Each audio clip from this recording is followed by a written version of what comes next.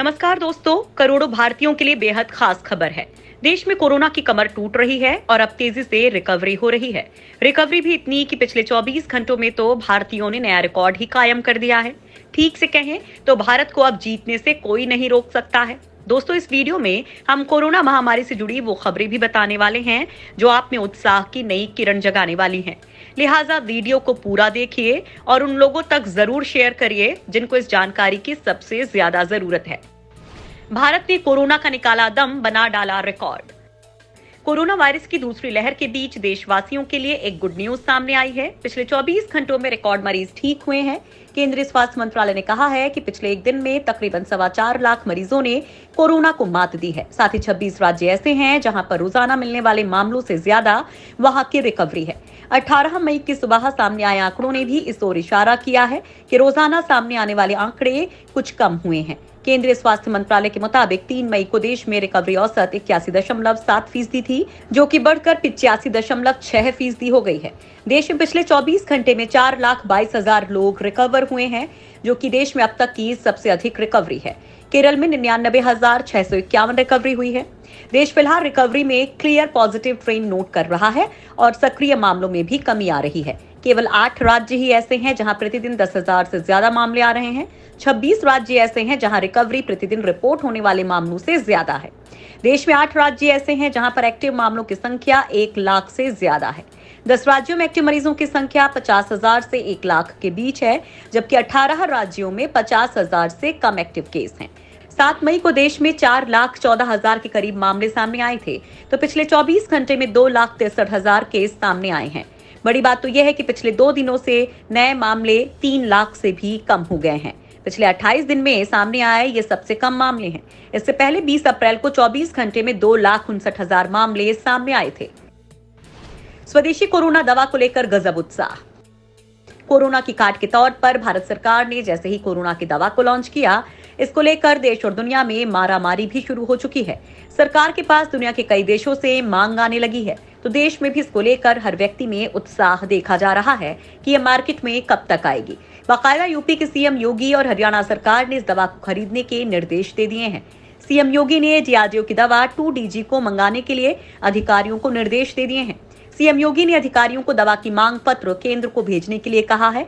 इसी प्रकार हरियाणा की गृह मंत्री अनिल विज ने भी जानकारी दी है कि हरियाणा सरकार प्रदेश में वितरण के लिए डीआरडीओ की दवा की खरीदारी करेगी। इस बात की जानकारी उन्होंने एक ट्वीट करते हुए दी है।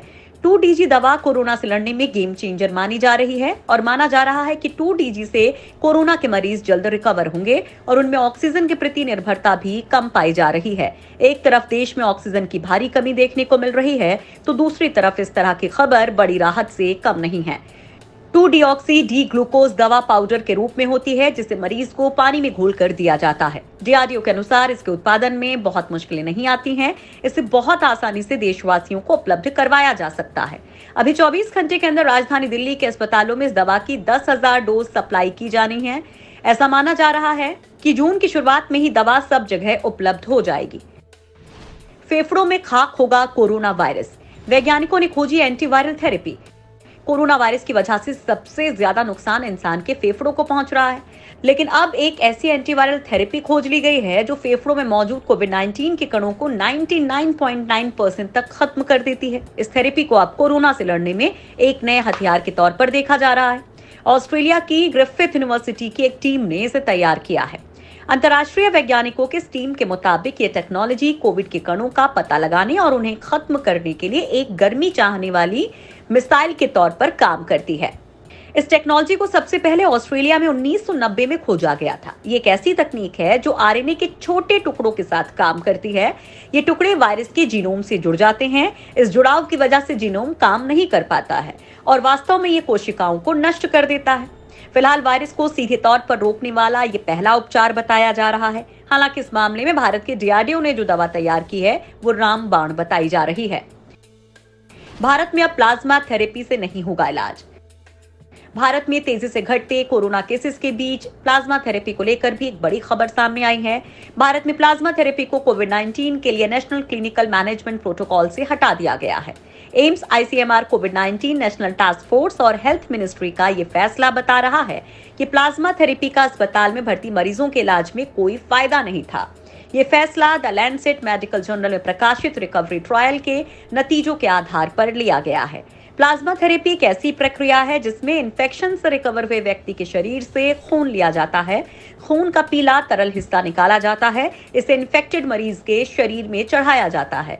थियरी कहती है कि जिस व्यक्ति ने इन्फेक्शन से मुकाबला किया है उसके शरीर में एंटीबॉडी बने होंगे। ये एंटीबॉडी खून के साथ जाकर इन्फेक्टेड व्यक्ति के इम्यून सिस्टम को मजबूती देंगे। इससे इन्फेक्टेड व्यक्ति के गंभीर लक्षण कमजोर होते हैं और मरीज की जान बच जाती है। द लैंसेट में प्रकाशित स्टडी के मुताबिक प्लाज्मा थेरेपी से मौतें रोकने में कोई फायदा नहीं हो रहा है। ये एक जटिल प्रक्रिया है और समय और पैसा भी अधिक खर्चा होता है। इसके मुकाबले में इससे जान बचाने की गारंटी भी नहीं मिलती है। इससे पहले चीन और नीदरलैंड में भी प्लाज्मा थेरेपी को लेकर स्टडी हुई थी। इसमें भी प्लाज्मा थेरेपी से गंभीर मरीजों को कोई फायदा होता साबित नहीं हुआ था। इसी वजह से अमेरिका समेत अन्य देशों में भी प्लाज्मा थेरेपी को लाइफ सेविंग नहीं माना गया। भारत ने विदेशों में वैक्सीन निर्यात पर लगाई रोक।